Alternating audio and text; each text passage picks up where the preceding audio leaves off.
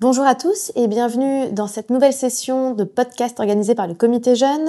Aujourd'hui, nous allons parler biblio, puisque nous avons le plaisir d'accueillir le Dr Jam, médecin anesthésiste réanimateur au sein du département d'anesthésie et réanimation à l'Hôpital-Salpêtrière, qui va nous parler de la valeur P.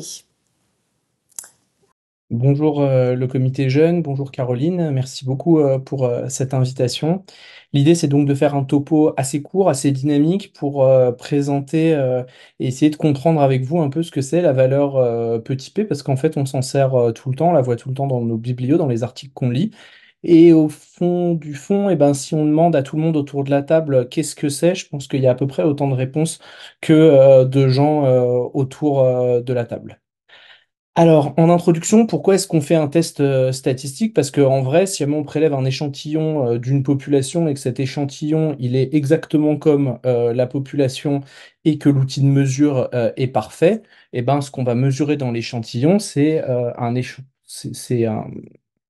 échantillon représentatif de la population et donc on n'a pas d'approximation. Mais la vérité, c'est que il y a toujours des erreurs de mesure, qu'il y a souvent des fluctuations d'échantillonnage, et c'est la raison pour laquelle il y a une forme de granularité dans la population, de diversité, avec des outils de mesure hein, qui sont pas parfaits. Et donc, ce qu'on a dans l'échantillon, c'est jamais un reflet absolument parfait de la population générale, à l'inverse de certaines situations extrêmement particulières et d'actualité où on fait l'hypothèse que absolument toute la population donne son avis et donc on ne présente pas, par exemple, les résultats d'une élection avec une valeur petit p alors qu'on va représenter les résultats d'un sondage avec une valeur petit p normalement. Alors, pourquoi est-ce qu'on fait un test statistique? Eh ben, pour s'assurer que les différences qu'on observe ne sont pas dues au hasard. Et ça a été rapporté pour la première fois au milieu du 17e par un Anglais qui a pris l'étape de naissance à Londres. Et sur 82 ans, il s'est aperçu que il y avait plus de garçons que de filles, alors que on sait que normalement c'est une chance sur deux à chaque naissance. Et il a dit que de fait, la probabilité pour que cette différence euh, soit liée au hasard est de 1 sur 2 exposant 82. Alors, il aurait pu se dire qu'il y avait un biais systémique et le chercher, mais c'était à l'époque un bon croyant et donc il a publié un article disant que c'était la divine providence qui amenait sur Terre plus de garçons que de filles. Chacun comprendra ce qu'il souhaite ici. Ensuite, 200 ans plus tard, Ronald Fisher a développé l'idée qu'il fallait essayer de formaliser l'expérience et de formaliser les tests. Et un des premiers tests qu'il décrit, c'est une de ses collègues qui lui dit, je suis capable de vous dire si le lait a été mis avant ou après le thé dans la tasse. Et donc, il va faire une expérimentation, il va formuler des hypothèses et utiliser un test pour répondre à ces hypothèses avec une hypothèse nulle, H0, il n'y a pas de différence, et H1, l'hypothèse alternative, il existe une différence. Dans l'interprétation de Fisher, il n'y avait pas de seuil 0,05, il y avait juste quelque chose très proche de 1 ou très proche de 0. Et si jamais c'est très proche de 1, il y a euh, très peu de preuves en faveur de l'hypothèse nulle. Et si c'est très proche de 0, alors il y a des arguments forts en faveur de l'hypothèse nulle. Et à ça, on va rajouter un dernier bonhomme, le plus récent, qui va avancer avec l'idée que pour que quelque chose soit scientifique, ça doit être falsifiable. Et comme exemple, son exemple le plus célèbre, c'est de dire qu'il est très difficile de démontrer sur Terre que absolument tous les signes sont blancs. Et une bonne manière de démontrer que tous les signes ne sont pas blancs, c'est de trouver un signe noir.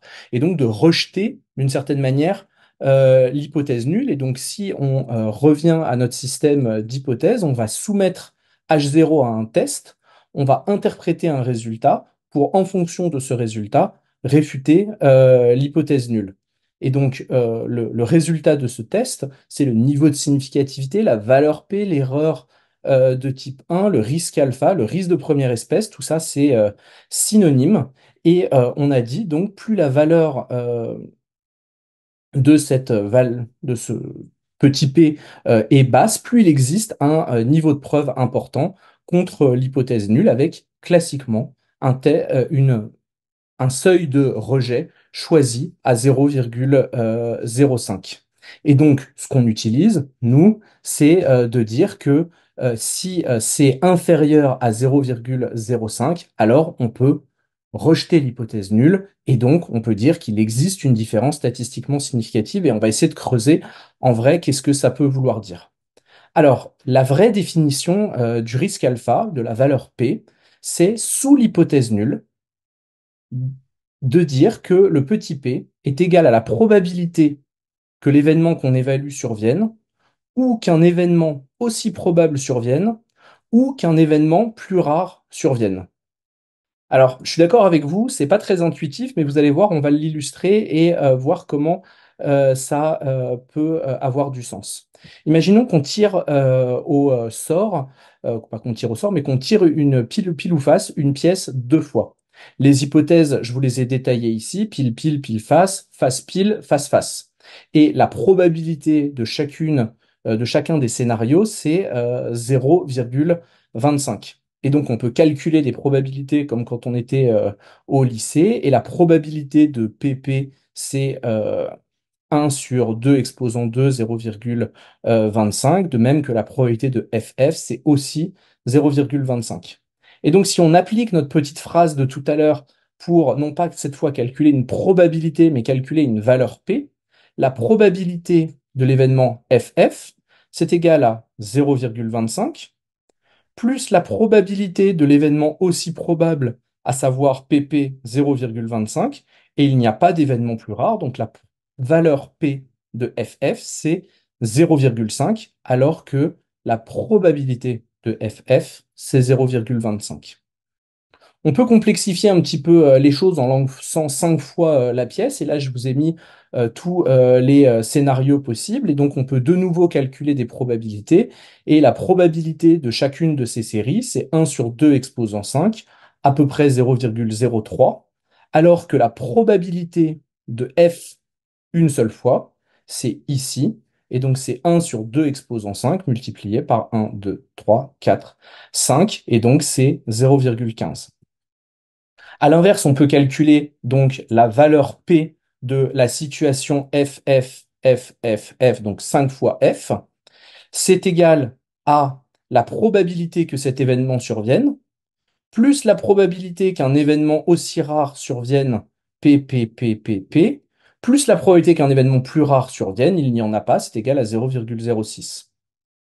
De manière extrêmement similaire, la probabilité qu'il y ait une seule fois F à l'intérieur, c'est égal à la probabilité que cet événement survienne, plus la probabilité de quelque chose aussi probable, plus la probabilité de choses plus rares. Et donc, on voit que la probabilité de f une seule fois, c'est 0,15, alors que la valeur petit p de f une seule fois, c'est 0,37. Et donc là, on se dit super, mais en santé, en vrai, on lance pas souvent des pièces, quoique, et on peut se retrouver, par exemple, avec des valeurs continues. Et on va prendre l'exemple de la valeur petit p pour interpréter un test où on jugerait chez des sujets sains euh, de dire est-ce qu'un patient est malade et on va arbitrairement dire, on a donc une valeur là normale centrée aux alentours de 12 et si jamais le patient a moins de 8 de tension ou plus de 16 de tension, eh bien on pourra rejeter l'hypothèse nulle et dire que le patient est malade et donc on a notre valeur petit p ici avec un test qui est bilatéral et en fait on a 2,5% de chaque côté. Donc, H0, le patient est sain. Si on rejette H0, on peut conclure que le patient est malade. Et donc, on a appliqué notre système d'hypothèse à la pression artérielle. Dans l'hypothèse extrêmement rare, où la pression artérielle systolique serait exactement de de 80 millimètres de mercure, c'est pile sur le seuil qu'on a choisi. On va avoir un calcul de la valeur petit p qui va dire qu'on a pile 2,5 de ce côté-là. Enfin, on a quelque chose d'infinitésimal ici, plus quelque chose d'infinitésimal là, plus la somme de toutes ces probabilités plus rares où il y a 2,5% de chaque côté, et le petit p sera égal à 0,05. Et plus on va choisir des valeurs de pression artérielle extrêmes, plus la valeur petit p va diminuer. Et au fait qu'il y ait des sujets sains, on est en médecine et donc il faut rajouter des sujets malades. Et la présence de sujets malades nous pousse à parler du risque bêta. Et le risque bêta, c'est le risque d'accepter H0 alors que H0 est faux. Et donc, c'est de ne pas mettre en évidence une différence alors qu'il en existe une. Et donc, si on prend sur notre schéma, le risque bêta, il est ici. C'est de dire que mon patient malade n'est pas malade alors qu'il l'est, parce qu'en fait, il a une tension qui est comprise quelque part entre 8 et 16, quand bien même ce patient est malade. Ça, c'est notre risque bêta. Et le corollaire de ça, c'est la puissance, c'est 1 moins bêta. C'est rejeter H0 alors que H0 est faux. C'est ce qu'on cherche. Et donc, on peut ici mettre le complémentaire de bêta, 1 moins bêta, la puissance, et c'est toutes les situations où on va bien décrire comme malade un patient qui est malade parce que sa tension est inférieure au seuil, donc inférieure à 80 millimètres de mercure. Voilà pour un tour rapide autour de la valeur petit p. J'espère que ça vous aura apporté des petites lumières et à l'occasion, eh ben, si le comité jeune veut me réinviter, on pourra développer autour des limites de la valeur petit p, parce que là on a décrit ce que c'est, mais en fait il y a plein de moyens de tricher avec et de la manipuler, et ça peut être l'objet d'un autre topo. Voilà. Merci beaucoup, docteur Jam, pour ce topo sur le petit p, un topo de biblio, donc topo dont on ne parle jamais assez, je pense. Est-ce que, en attendant ta prochaine invitation, tu pourrais nous évoquer quelques limites de cette valeur?